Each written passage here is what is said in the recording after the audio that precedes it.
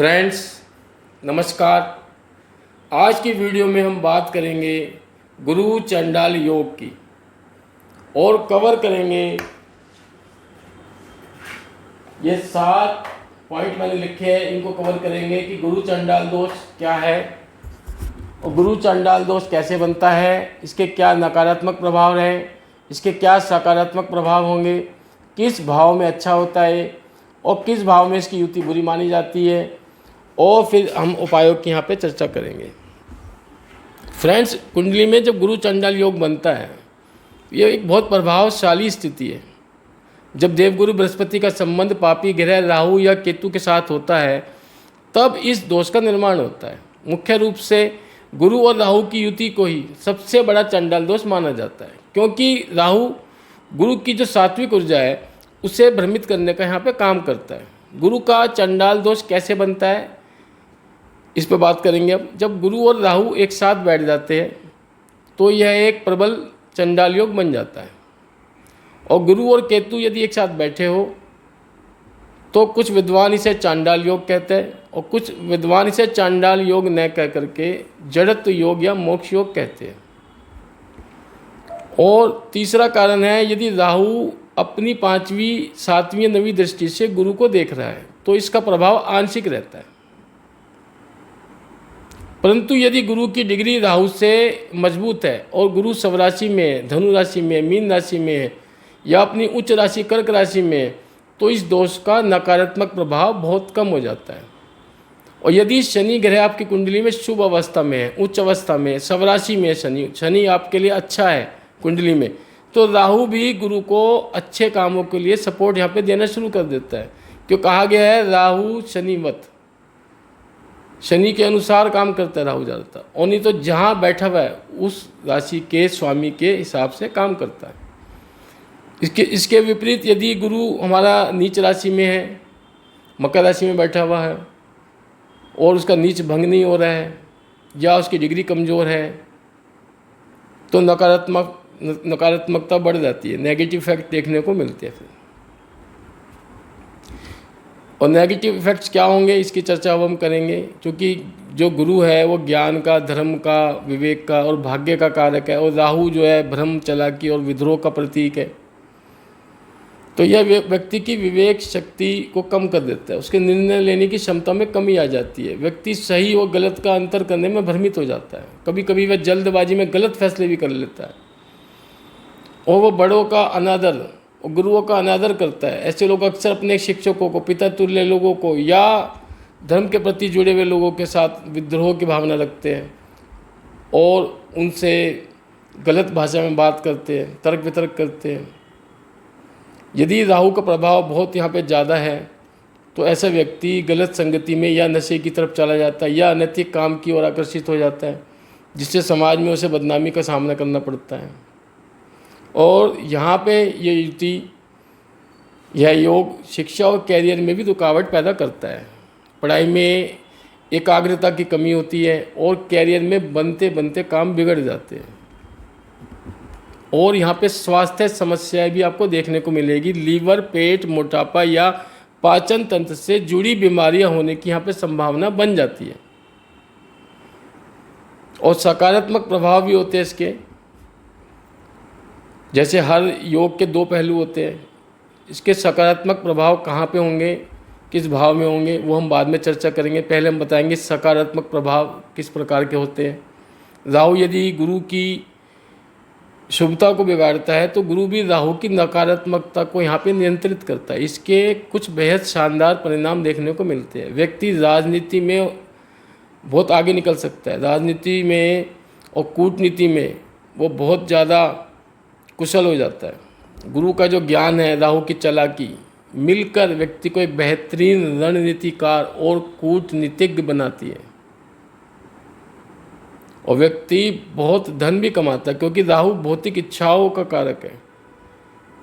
यदि यह योग शुभ भाव में बना हुआ है तो व्यक्ति अपनी चतुराई से और ज्ञान से, अपने बुद्धि बल से बहुत अथाह धन कमाता है और करोड़पति बन जाता है। और ऐसा व्यक्ति अच्छा भाषण भी देता है और समाज सुधारक भी ऐसे ही व्यक्ति बनते हैं। यदि यह योग सकारात्मक हो तो व्यक्ति धर्म और समाज में फैली बुराइयों के खिलाफ बोलता है और एक बड़ा बदलाव लाता है। अब हम बात करेंगे किस भाव में अच्छा होता है ये। तो सबसे पहले हम बात करेंगे तृतीय भाव की। तृतीय भाव में यदि गुरु और राहु की युति हो रही है तो इसे अच्छा समझा जाता है, क्योंकि यहाँ राहु को डायरेक्शनल स्ट्रेंथ मिल जाती है, क्योंकि ये साहस और पराक्रम का भाव है। और जहाँ साहस और पराक्रम की बात आती है वहाँ राहु सबसे आगे। यहाँ राहु पराक्रम देता है, व्यक्ति अपने साहस, पराक्रम और बुद्धिमानी और मेहनत से लेखन, मीडिया या कम्युनिकेशन के क्षेत्र में बड़ी सफलता पाता है। पंचम भाव में भी इस युति को अच्छा समझा जाता है। यहाँ यह व्यक्ति को तीव्र बुद्धि एवं प्लानिंग की अद्भुत क्षमता प्रदान करती है। व्यक्ति शेयर मार्केट में, रिसर्च में, सट्टे में अचानक बड़ा धन लाभ प्राप्त कर सकता है, बशर्ते गुरु की अवस्था मजबूत हो। नवम भाव में भी यह युति अच्छी समझी जाती है, क्योंकि नवम भाव हमारे भाग्य का भाव है, धर्म का भाव है। यहाँ व्यक्ति को शुरुआत में धार्मिक मान्यताओं पे ये सवाल उठाता राहु, लेकिन बाद में वह उन्हीं में गूढ़ ज्ञान और ज्योतिष में बड़ा ज्ञाता बनता है, गहरी रिसर्च करता है। और एकादश भाव में भी यह युति अच्छी समझी जाती है, क्योंकि एकादश भाव हमारा आय का भाव है, लाभ का भाव है, इच्छा पूर्ति का भाव है, लक्ष्य पूर्ति का भाव है। यहाँ गुरु और राहु की युति व्यक्ति को अन्य कई स्रोतों से, मल्टीपल स्रोत से, सोर्सेज से इसको यहाँ पे लाभ यहाँ पे देती है। व्यक्ति अपनी चालाकी से, बुद्धिमानी से, अपनी प्लानिंग से बहुत सारा धन एकत्रित करने में यहाँ पे कामयाब हो जाता है। अब हम बात करेंगे किस भाव में बुरा होता है। तो फ्रेंड्स, प्रथम भाव में इसको हम इस युति को बुरा समझते हैं, क्योंकि प्रथम भाव हमारे स्वयं का भाव है, हमारे स्वभाव, हमारा नेचर, हमारी प्रकृति, हमारा देखने का तरीका, हमारा उठने बैठने का तरीका, ये सब प्रथम भाव से ही आता है, बात करने का तरीका। तो यहाँ होने से व्यक्ति का जो स्वभाव है वो अहंकारी हो जाता है, जिद्दी हो जाता है, भ्रमित हो जाता है उसका मानसिक स्तर, और खुद को वह दूसरों से श्रेष्ठ समझने लगता है अहंकार के कारण। वो कहता है मुझसे बड़ा दिमाग में कोई नहीं है, मैं ही सब सर्वश्रेष्ठ हूँ, जिससे उसे आर्थिक और सामाजिक हानि का सामना करना पड़ता है, रिश्ते खराब होते हैं। अब चतुर्थ भाव में भी इसे अच्छा नहीं समझा जाता इस युति को, क्योंकि चतुर्थ भाव भूमि, भवन, माता का सुख का भाव है, वाहन सुख का भाव है। तो यहाँ से हम घरेलू शांति देखते हैं, तो यहाँ पे बैठ के ये घरेलू शांति को भंग कर देता है। घर के वातावरण में अशांति रहती है, माहौल हमेशा गर्म रहता है, माता के स्वास्थ्य पे बुरा असर पड़ेगा, माता के साथ उस व्यक्ति के जो संबंध है उसमें उतार चढ़ाव बना रहेगा, हमेशा किसी बात को लेकर बहस हो सकती है। और ज़मीन जायदाद से संबंधित ऐसे व्यक्ति को विवादों का सामना करना पड़ता है, झगड़े फसाद होते हैं ज़मीन जायदाद को लेकर, बंटवारे को लेकर के। और छठे भाव में भी, ये छठा भाव त्रिक भाव होता है, इसमें भी हम इसको अच्छा नहीं समझते। यह रोग ऋण शत्रुओं का भाव है। यहाँ रहने से व्यक्ति को गंभीर स्वास्थ्य समस्याएं देखने को मिलती है, जैसे पेट संबंधी, लीवर संबंधी समस्याएं होती है, लाइलाज बीमारी भी देखी जाएगी। यहाँ पे गुप्त शत्रुओं के कारण मानसिक तनाव बना रहेगा, ये स्थिति रहती है। और मुकदमेबाजी में, कोर्ट कचहरी के मामलों में ऐसा व्यक्ति उलझा रहता है और उसको हमेशा मानसिक तनाव का सामना करना पड़ता है यहाँ पे। और अष्टम भाव में भी यह बुरा समझा जाता है, क्योंकि अष्टम भाव ही कष्टों का भाव है। यहाँ दुर्घटनाओं का डर रहता है व्यक्ति को। हालांकि यहाँ गुप्त विद्या और रिसर्च के लिए यह अच्छा है, लेकिन व्यक्तिगत जीवन के लिए काफ़ी कष्टकारी हो सकता है। वाहन चलाते समय सावधानी विशेष रूप से यहाँ पे आपको बरतनी पड़ेगी। परंतु रिसर्च में, अनुसंधान में व्यक्ति यदि है तो बहुत सफलता यहाँ पे हासिल कर सकता है इस युति के कारण। और द्वादश भाव में भी इस युति को हम अच्छा नहीं समझते। ये हमारी कुंडली का सबसे अंतिम भाव है।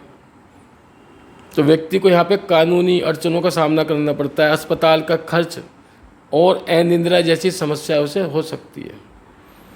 और शयन सुख, जो विवाह के बाद बेडरूम का जो सुख होता है, उसमें भी उतार चढ़ाव यहाँ पे बना रहता है। क्योंकि 12वें भाव से हम क्या देखते हैं, विदेश संबंधित लाभ और अस्पताल के खर्च, व्यय भाव भी बोलते हैं इसे हम। और यहाँ पे गुप्त शत्रुओं का भी भाव है, वो तुम्हें बड़ी बड़ी मुसीबतें पैदा करते हैं। तो राहु यदि यहाँ पे नीच अवस्था में हो और गुरु और राहु की यहाँ पे युति बनी हुई है, तो ये बहुत बुरा रिजल्ट देता है। और गुरु भी यहाँ पे कमज़ोर हो तो व्यक्ति को यहाँ पे जेल भी जाना पड़ सकता है अनैतिक कार्यों के कारण, क्योंकि ये जेल का भाव भी है। अब हम बात करेंगे उपायों की।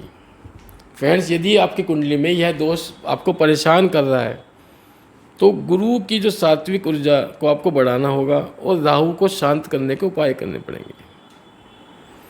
राहु यदि आपकी नीच अवस्था में है तो जटा वाला नारियल लेके शनिवार के दिन 7 बार अपने सिर से एंटी क्लॉकवाइज घुमा करके बहते जल में प्रवाहित करें। ऐसा उपाय आप 7 शनिवार या 11 शनिवार तक करें तो राहु शांत हो जाएगा। और गुरु की ऊर्जा बढ़ाने के लिए आप केले के पौधे को जल दें और वीरवार के दिन चने की दाल, हल्दी मिला करके पौधे को जल चढ़ाए। और भगवान शिव की पूजा करें। भगवान शिव की पूजा करने से भी जो राहु है वो कंट्रोल में आ जाता है। शिवलिंग पे दूध और जल चढ़ाए, प्रतिदिन चढ़ा सकता है, या सोमवार के दिन सफ़ेद पुष्प भी चढ़ाए। और ओम नमः शिवाय का जाप करें, इससे आपको बहुत लाभ हो सकता है। अपने गुरुजनों का, अपने माता पिता का सम्मान करें। जब भी घर से बाहर निकले अपने माता पिता के चरण छू करके निकले, उसमें आपका बहुत फ़ायदा होगा। यदि आपका गुरु नीच अवस्था में बैठा है तो गुरु का दान आपको करना पड़ेगा। वीरवार के दिन चने की दाल, केला, पीले वस्त्र और पुस्तकों का दान आप कर सकते हैं। इससे गुरु शांत हो सकता है। और राहु के लिए आप ओम राम राहवे नमः का जाप शाम के समय कर सकते हैं। काले हकीक की माला से करें तो बहुत बेहतर है, नहीं तो तुलसी और रुद्राक्ष और चंदन की माला से भी किया जा सकता है। और जाप करते समय अपना मुंह दक्षिण की तरफ रखें या दक्षिण पश्चिम की तरफ रखें। तो फ्रेंड्स, आज की क्लास मैं यही समाप्त करता हूँ और आपसे रिक्वेस्ट करता हूँ मेरे वीडियो को लाइक करें, शेयर करें और मेरे चैनल को सब्सक्राइब करें। नमस्कार।